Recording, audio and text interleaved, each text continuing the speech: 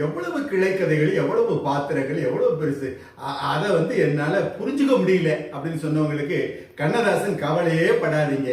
நான் சொல்ற 4 வரியில, பாஞ்சாலி புகழ் காக்க தங்கை கொடுத்தான், அந்த பாரத போர் முடிக்க சங்கை எடுத்தான், பாண்டவர்க்கு உரிமையுள்ள பங்கை கொடுத்தான், நாம் படிப்பதற்கு கீதை எனும் பாடம் கொடுத்தான் அப்படின்னு ரொம்ப அழகா சுருக்கமா சொன்னார்.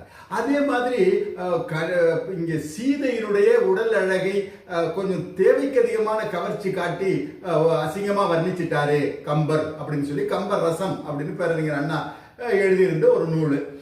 உடனே கம்பன் கழகம் அதுக்கு பதிலடியெல்லாம் கொடுத்திருந்த காலகட்டத்தில் நம்ம கண்ணதாசன் அவர் சொல்றாரு, காலமெனும் ஆழியிலும் காற்று மழை ஊழியிலும் சாகாது கம்பனவன் பாட்டு, தலைமுறைக்கு எழுதி வைத்த சீட்டு அப்படின்னு ரொம்ப அழகாக